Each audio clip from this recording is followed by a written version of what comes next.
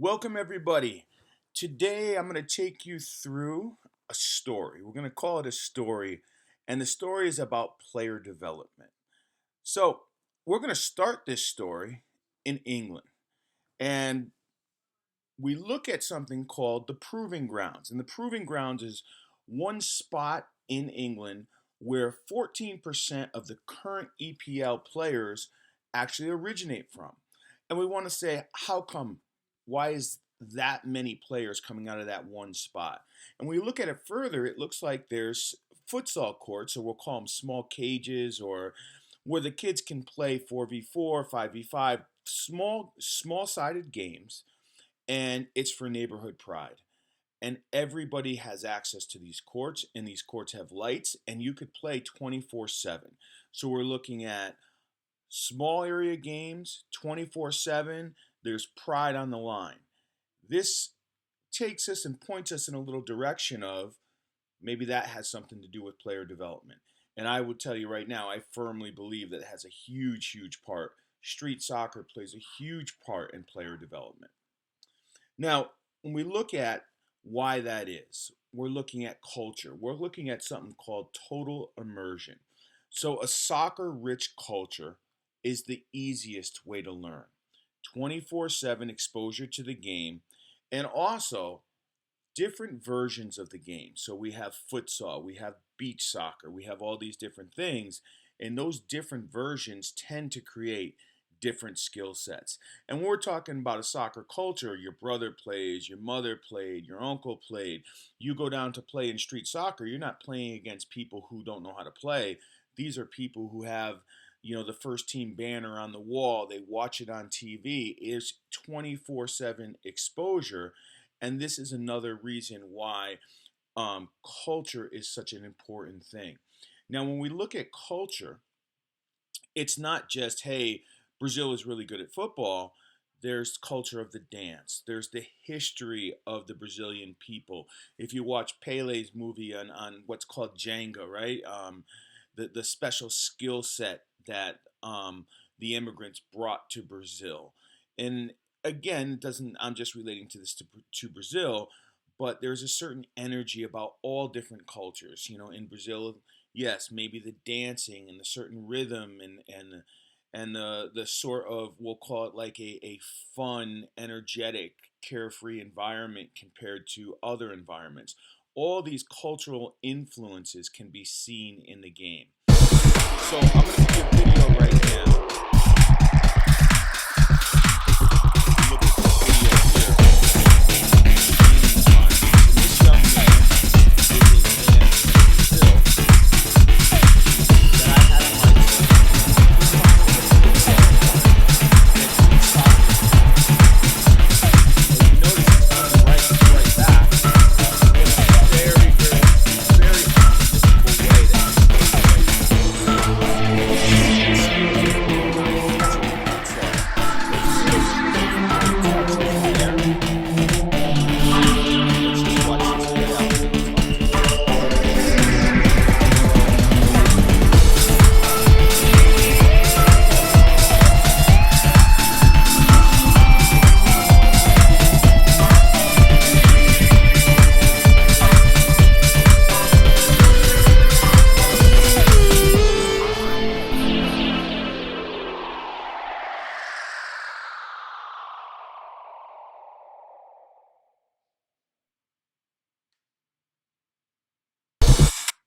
So you can see right there is the way that he played. He had never played 11v11 soccer until he was 14 years old. The skill set that he brings is unique because of his beach soccer and his futsal experience. And what happens is when he played for me, that was against an NCAA Division I team. I did not limit what he could do because I knew, we'll call them affordances. I knew his abilities were a little different than other players' abilities. Now, here's another example of tennis in a small town. I want to say it was in Reading, England. And they produce some of the world's best table tennis players. And when you look into why a high level coach moved into the neighborhood, built a table tennis facility in his backyard and gave every player the keys to the facility so they had 24/7 access. All the best players came, and it made everybody even better and better. So it's a good little bit of a look into the development of talent. Merozo, he grew up playing in what he called the cage, where the ball couldn't go out of bounds. It was a fence, it was a hard surface. He was playing against his brother and his brother's friends who were older than him, faster than him, stronger than him. For him to decide, for him to survive in the cage, he had to develop speed of thought and obviously really great technique. So his decision making, he said, when he gets on the regular field, he can see the penetrating passes that much easier in the attacking third because of playing literally 4 hours a day, every day in the cage. That offshoot of soccer, playing in the cage, transfers over extremely well to the 11v11 game, and you could see what a great player that helped produce. So each environment, though, shapes the player's skill sets in different ways. So if all you ever do is here play on turf, you are going to be missing some skill sets. If you play on beach soccer, those skill sets can be transferred to turf. Um, so it's really important, and I like players who come from a wide range of environments. Now, there's certain things that, as a coach, don't think that you could teach them. These things are only learned by the player relating, going back and forth in that relationship with the environment. So, and one example is the plane spotters in World War II. In England, they had people who could, by the sound of the plane, determine whether or not that was a German plane that was ready to drop bombs or whether it was a friendly plane. That information could not be conveyed to teach people how to become a plane spotter. The only way that it was accomplished was to do it. And possibly the instructor could only say yes or no, but they had to experience it. They had to become what is called a tune to the environment. You had to become attuned, be in that environment time and time again. No cognitive words, no reading, no nothing was going to give you that skill set. So when we're talking about player development, for me, it's very important that your trainings be game based. And when I say game based, they don't have to have two goals, they don't have to have keepers, but they need to have elements of the game that have real game cues, right? Very, very, very important. And we're going to go on and talk about that a little bit more. Now, when you look at your training sessions, for me, for optimal player development, really talk about developing that soccer brain. How many meaningful decisions does a player make on the ball in your training sessions? The more meaningful decisions, the more they're going to develop. There are no meaningful decisions in line drills and dribbling around cones and these types of things. Now, when we look at, say, a model, say, from Belgium, I found it very interesting that they're doing the 1v1 duel for the U5, U4s, which is nice because the players at that age can really understand the relationship between them and the ball. It's very hard for them to understand the relationship between teammates, them, and the ball.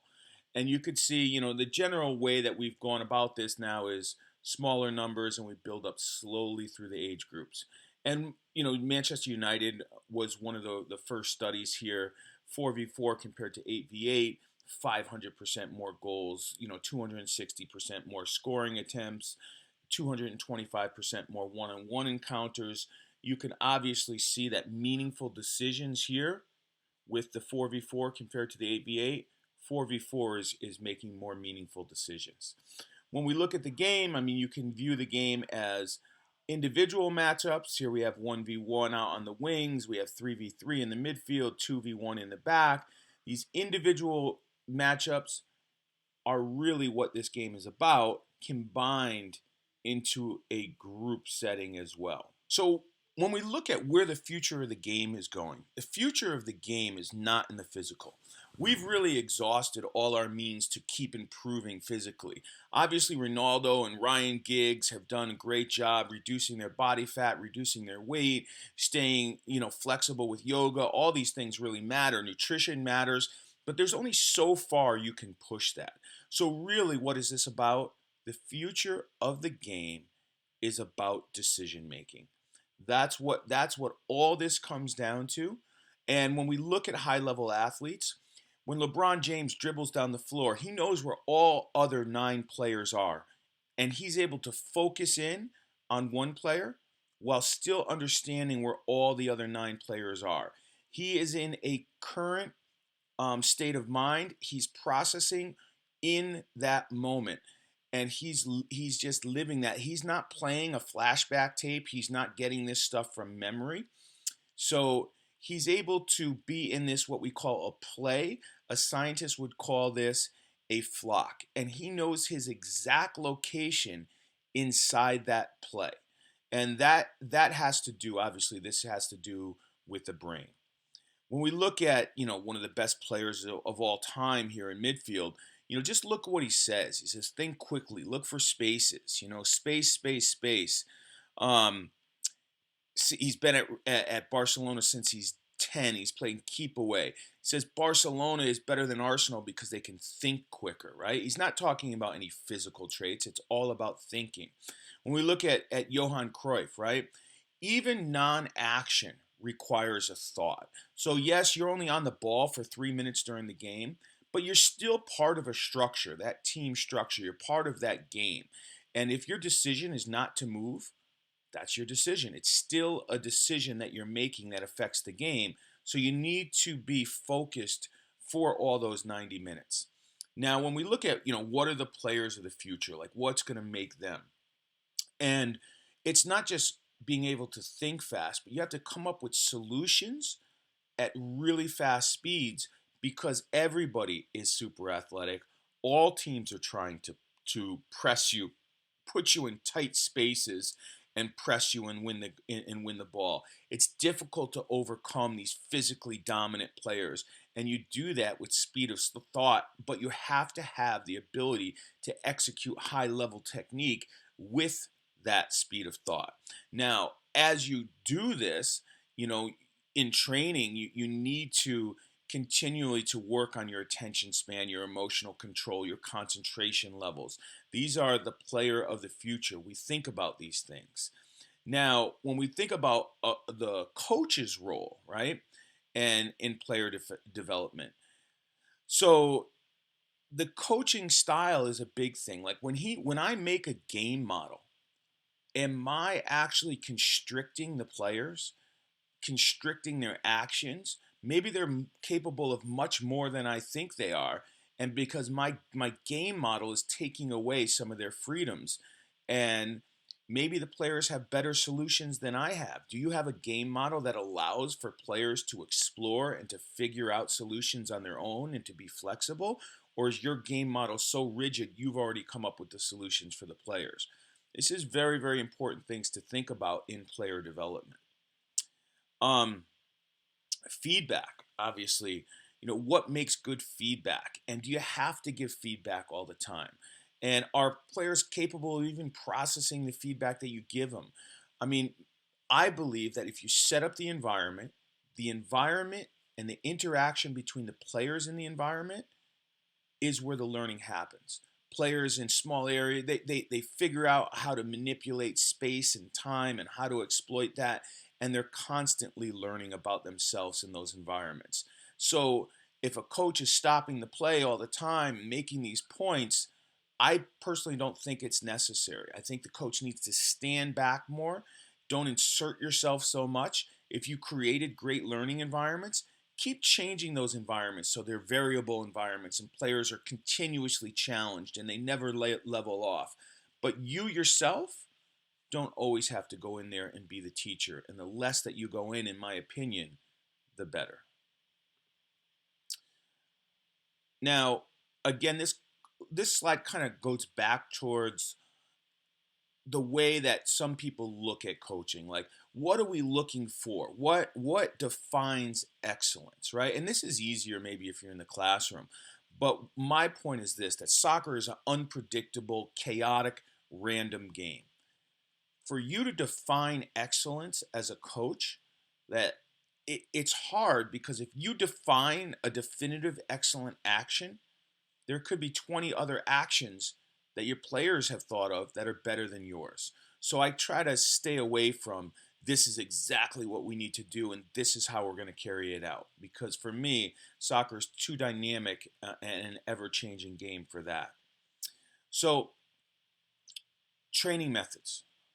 You see training methods, you look up YouTube, you see everything on there, right?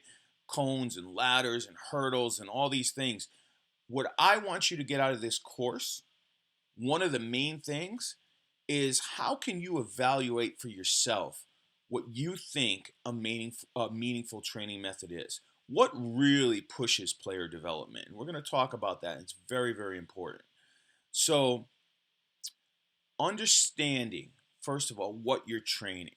So, are you changing behavior, the player's behavior in the game? So, I'll give you examples of this, but is it game-based training?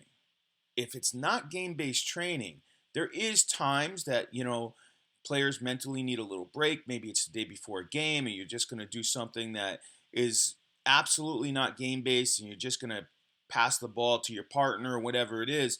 That's totally fine. But it's on purpose that you're doing it. And the purpose is you don't want to mentally challenge your players that day, and you don't want them to think too hard. You just want them to activate their muscles and get a touch on the ball. That's fine in my opinion. So, let's take a look at this here. So here we have an exercise where this guy has to scan over his shoulder and holds up a blue or a yellow cone. Great. It's a nice exercise for the player to maybe scan over his shoulder, receive the ball side on, and know what color's being held up. However, is it changing behavior in the game? If I do this exercise one time, I'm done with it. There's nothing else that I can gain from that exercise. Now, if I scan while the ball is before and while the ball is in flight, a little bit better, but I'm still picking up no game cues. So, what if ball's coming in, I scan when it's in flight, I scan before it's in flight, and there's a runner coming down here, and when I receive the ball, then I have to hit this runner.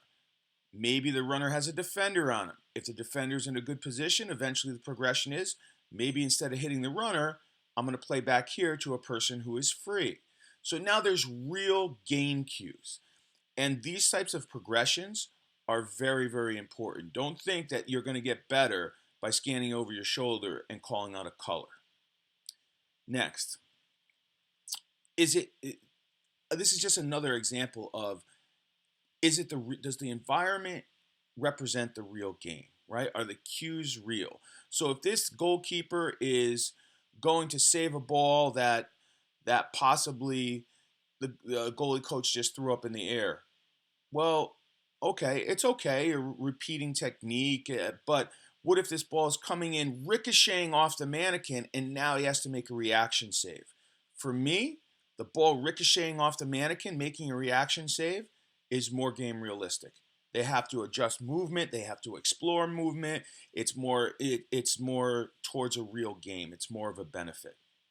When I look at things like, everybody, Dortmund has this great machine and, repetitions and colors light up and blah, blah, blah. And I think it's great. I'm not trying to say anything else, but it's very limited. There's no game cues. It's not a real soccer game. You're in a machine. You're getting repetitions. Maybe you're adjusting body positions, but for $3.5 million, I don't see the science behind it. And I don't bring this up to put down Borussia Dortmund. I bring this up because I'm talking to you about what I think make realistic training environments. And I've coached players who've used this, and they were in the academy and they used it once a week and so forth, but I don't see the connection in the game cues.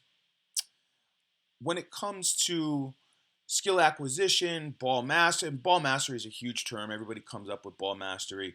I have a couple very different outlooks on ball mastery. One is like, we'll take rote learning, for example, right? Rote learning is I teach you the skill and you perform the skill and you just keep performing. So that the old analogy of like big rote learning is in golf, right? The professional golfer sits up there and just practices that swing, range ball after range ball, 2-3 hours on the range hitting shots. For me, that's rote learning.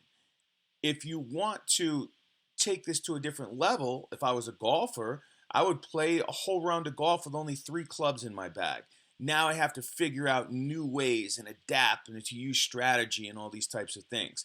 Rote learning, in my opinion, it is only in the initial stage of skill development. Then rote learning's done. And there are a few exceptions. I would say that, if you want to do free kicks and these types of things, these are some things that they are naturally occurring from a dead ball situation. So if it's a natural occurrence from a dead ball, okay, you could still perform rote learning, but I would still add some other things in there.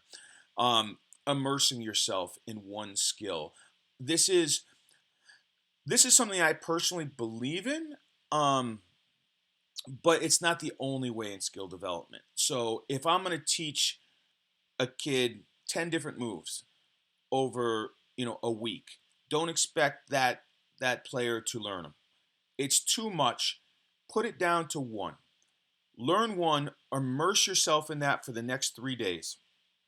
Take breaks in between, and the next thing you know, they're going to learn that one skill, and then they're going to be through the stages and they're going to start to apply it now with strategy in game-based trainings. And I do believe in this. Training in an unstable training environment is awesome. And what I mean by unstable, maybe you're playing futsal, maybe you're playing on the beach, maybe you're playing with constraints, whatever it is. Unstable, variable training environments that constantly no true repetitions are the same is huge. And I will try to show you a video of my friend who just traveled to Ghana, and they show this field, and this field, literally, no 2 bounces of the ball are the same. So it's completely unstable. So even if you play on that field every day, it's still one of the most unstable training environments without you having even to touch a thing. I would say this, that, and I'll just give you this last example of, like, when you're at a club, hey guys, let's do the scissor move. Scissors move part of the curriculum. How many times have you seen the scissor move and a step over and all these types of things? So with my son, he's 6 years old. I am trying to say, let's explore some movements with the ball. Can you dribble to that line without using the inside of your foot? So constraints, right? Can you dribble to that line without using the outside of your foot? Can you dribble to that line and back using any part of the foot you want? Okay, great. When he plays against me one-on-one, he sees my scissor move, right? His mirror neurons, when you see something, mirror neurons help you figure it out, and then you're more likely to do it yourself. So if he wants to pick up the scissor move from watching me, great, but I'm not going to teach it to him. I will have him explore movements scissoring around the ball. Hopefully he'll come up with that on his own, but I will push him and guide him a little bit in that way. But it's not Corvair, go from this cone to this cone, back and forth, in this rote learning.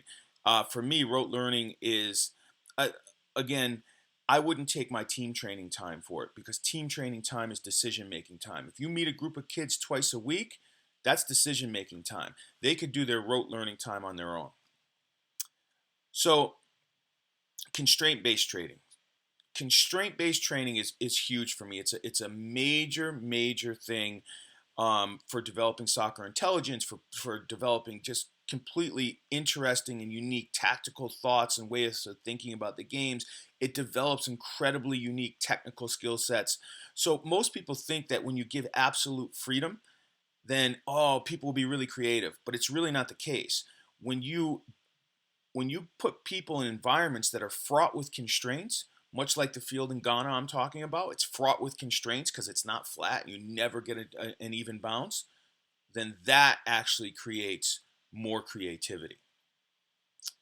Now, affordances, we're going to talk about in length. I'm going to talk about affordances real quick here, but I'm going to go into it again in a video after this in one of the next modules. But basically, affordances is players all come with different body types. They come with different physical abilities, different technical abilities. They are all going to solve the problems in a different way. So whatever environment you put them in and they have to figure things out, they're all going to figure it out differently. And it's up for them to explore the environment and figure out what works for them. So when we talk about constraints, we have individual constraints, which are, again, your speed, your strength, your fitness, your aerobic capacity, your cognitive ability. All that stuff is on you, right? That comes with you. That's who you are. The environment is the things that we talked about: the field, the temperature, all those types of stuff are environmental. Is there snow? Is it dirt? Is it turf? And then there's task constraints. That's what the coach. Are we going to play one touch? Are we going to play two touch? Are we going to play, you have to hit it into two channels before you can go forward. All those things are task constraints. These are important to understand because this is the building blocks of how you're going to create your training sessions. So I remember I talked to a lot of different people in different fields to try to get a really well-rounded environment, well-rounded perspective of what everybody's doing to become really good. So one of the best Aikido instructors in the city, I spoke to and said, hey, tell me about how you train and how you improve and about development. And he says, well, we basically just do the same thing every class. And I said, what do you mean do the same thing? Like, how can you possibly become better if you're just repeating the same types of things? And he says, well, every 5 minutes, every 10 minutes, we switch partners. So you might have been doing your Aikido techniques on a guy who's 6'5". Next thing you're doing is a guy who's 5'6", right? Different strength, different center of gravity. You're constantly adapting, and that is an unstable training environment. I actually thought that was quite interesting. Now, in a soccer context, I'm going to give you a few simple ones and just to get the idea of how you could use this in a soccer environment. So in here, I'm just going to teach a little bit of unit defending, and we're only allowing one red player to cross the line. This gray player could come back to make it a 2v1. Two red players need to stay. So if this gray player comes here and the ball gets switched out, he's probably not going to chase the ball. Probably going to tuck in as this player extends over the line. And I don't really need to say anything. They're going to figure this out based upon the design and the rules of the task constraints. Only one red player over the line. You could have two gray players over the line. And that task constraint teaches unit defending. This is a really interesting one, especially with younger players.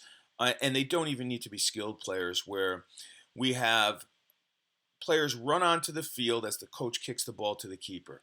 Center back, left back, right back, and we have, center back, center mid. No, sorry, this is the right back.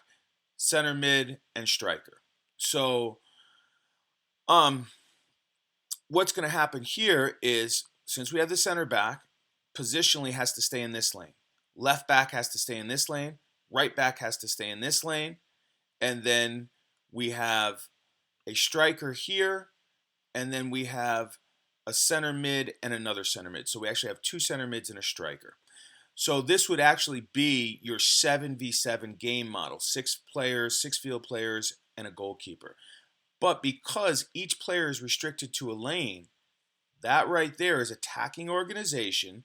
It is the perfect setup for distributing the ball once the keeper gets it. And the lanes force them to get to the right spots, as you could start with maybe 1 player, 2 players, 3, and then 4 players eventually coming on in this game once the ball is played to the keeper. So an interesting way to use constraints to help get the players organized in attacking organization.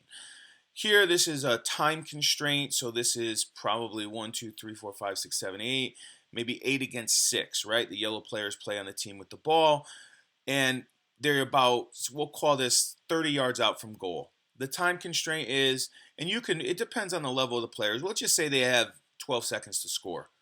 Now they have to take advantage of the space in and behind. You got 30 yards, you have a 2-player advantage. We have to now force this ball and score quickly. Now, one of the things I love about this is it forces players to perceive different. When you perceive differently, you decide differently, and when you decide differently, your actions end up different. So it's a big deal for me is constraints force players to perceive differently, and we'll talk about that as well. And this one is now the team is on the 18-yard line on top of the 18-yard box.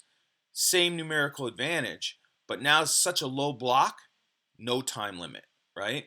So we went from maybe an 8 to 12-second time limit to no time limit because they're already set in a low block. Now our decision making is different because we're going to probe, we're going to shift, we're going to wait to open up space, and we're going to wait to exploit it. So that's an idea of a time constraint. Here I'm teaching vertical and horizontal defensive compactness. If the ball's in the corner, here's the rule for the defending team. The rule is simple. You can only occupy the box where the ball is and the next 3 boxes, right? 1, box where the ball is, 1, 2, 3. This forces defensive compactness. Ball comes here, it would be 1, 2, 3, 4 boxes. That's it. So 4 boxes. If it goes to the middle, then we no longer have that. They can occupy 4 boxes, well, the middle box and then these 3 boxes if the ball goes to the middle. So middle box and then these 3 boxes. If the ball comes in here, it will be these 4 boxes, right?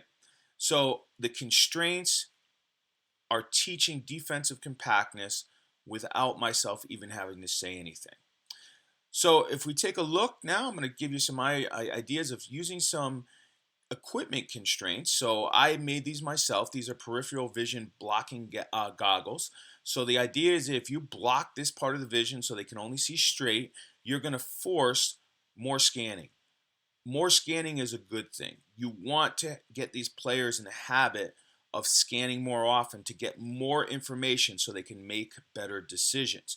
Players who scan more often complete more passes and 2/3 more forward passes. This is taking away the sound, and I'm going to go in your module. You're going to see a story about a tennis player who adapts with no sound. This is another very interesting thing to force people to adapt. And these are the speed constraint handles they'll hold behind their back. So players who are used to getting away and being able to beat everybody based upon their physical pace, this speed handle takes away that. So that means they have to think in a different way. They have to use their body in a different way, body position. It disrupts everything and really forces them to adapt. Here's a little video on how I do this in training. Let me see if this will play here. So reduce vision. Here it goes. Reduce vision. These weren't as nice. I didn't get a chance to paint those. So here he is. This is the player. You could tell already he's a little tentative right there, trying to get a grasp of what's going on. He can't hear anything, and he can only see a little bit, so he needs to move his head. This is a special ball that I made. I had this ball made in Pakistan, actually. If you notice how the ball just jumps around all over the place, you have to take up different body positions. You have to start to strategize differently with this ball. And this ball is great for goalkeepers. It's great for field players. This ball is representing that video I'm going to show you about the players in Ghana who really had to adjust because of the field. We'll skip ahead a little bit, and you'll see how this is with a goalkeeper. Watch how this ball jumps up. Yes, goalkeeper has to adjust. And again, it's nice. And when we talk about unstable training environments, game realistic, variable, this is the example of the time constraints where they only have 8 seconds to score. But yellow team, if they win the ball, they have to hold it for 8 seconds before they can score. So it's 2 different mindsets, 2 different strategies, right? So perception, decision, action. And a lot of times, if we can change the way that the athletes see things, so by using constraints, again, this will create more opportunities for them. Because normally a player will just do what he's comfortable doing. So if you don't have any constraints and I'm a left-footed player and all I do is solve problems with my left foot, that's all I'm ever going to do. But if you take that away from me, now I have to perceive things differently. And then I have to make my decisions differently. And then that leads to new actions. And ultimately, what's going on is I'm exploring. I'm exploring the game. I'm exploring my relationship with the players in the game. I'm exploring new solutions. And long term, I am developing unique skill sets. I am developing new strategies. And I am developing soccer intelligence. That's why perceiving is so important. And this is Pirlo talking about perceiving. It's for me, it's a perfect point, and he's reached a conclusion. He said he understands that there is a secret to the game. He says I perceive the game in a different way. It's a question of viewpoints, having a wide field of vision, being able to see the bigger picture. Says your classic midfielder looks down the field and sees the forwards. He says instead he focuses on the space between me and them and where he can work the ball. I think that's really, really interesting that Pirlo is talking about perception. Now, overload training is something that we will talk about here. And overload training is making things very complex. So here's Thomas Tuchel. Sometimes we practice on slippery surfaces, narrow surfaces, wide pitches, narrow pitches. Players control the ball with their knees. Defenders hold on to tennis balls to stop them from pulling their opponent's jerseys. Says the aim is to make training so complex and mentally demanding that the game feels relaxing by contrast. So let's take a quick look at this. This is some overload training in a rondo. Notice that they're throwing the ball. They can't keep the ball more than 3 seconds. I prefer it to be less than 3 seconds. I prefer it to be immediate. So think about the scanning that has to go on. You can add multiple balls that need to be tossed on the outside while you're playing one touch rondo in this grid. This is a very good overload when you look at it. So what I'll say though with that is there's a million different ways you could build that rondo up. I just showed you that as an example of what an overload would be. I'm going to take you through this last little piece here. This is a warm-up that I usually used with for coordinated movement, right? So I completely changed this right now to make this more game realistic, where they're feeling pressure, right? They're feeling pressure from different angles. This was actually the third variation that I made. I will try to share with you guys the other 2 variations. But it was just a way for me to go back into my training and redo an exercise. And what I'm really hoping is that you'll do the same with some of your exercises when you complete the course. How many times have we coached a rondo and we said, hey, look, the hips shouldn't be in this position because he can only play back, right? So he appears, and I did this in training. This was real, but look what he does. He opens his hips. He's a light guy. He can move quickly. I am not coaching rondos the same way because I'm realizing that players have different affordances. That was a different affordance. This is just kind of I thought this was interesting. I know that you're probably not going to do this, but I thought this was pretty cool. I figured I'd share it with you. This is water bottles to and as far as I'm concerned, this could be like a ricochet in a game. And I think it's rather cool. Here's the environmental constraint. Look at that field. It's awesome. Like, this is an awesome player development environment. It's just crazy. And when you think of playing on this compared to somebody doing rote learning with Corvair line drills and cones, listen, this is truly amazing. And I have more footage than this that I probably will end up sharing as well, of rondos being done in the sand and all these types of things as well. We'll just watch this play out for a second because it's so interesting.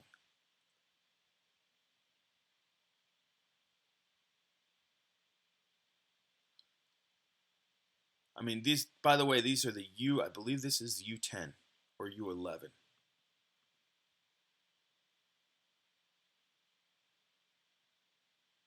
This footage was just from about a month ago.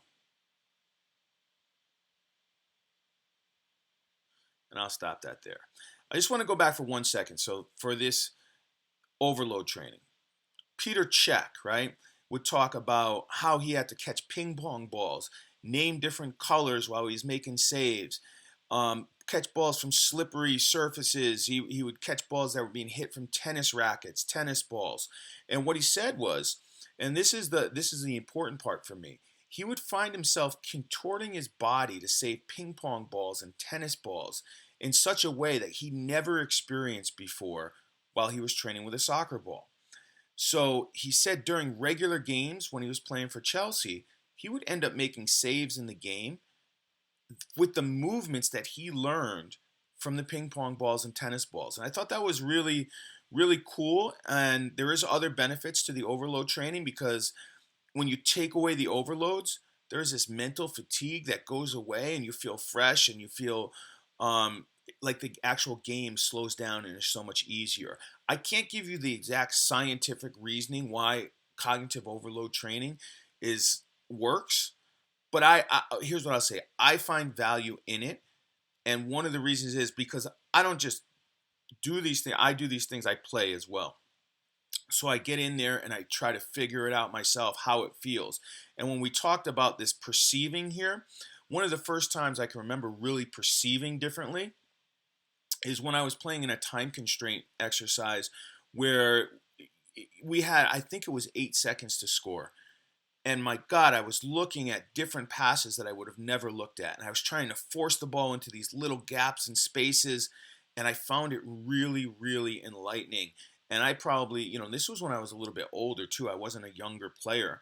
And what a good experience that kind of really hit home with how to use constraints to change perception. Well, listen, I hope that video gave you some ideas and a little insight. The videos sometimes have the same information, and then obviously they expand on topics as well.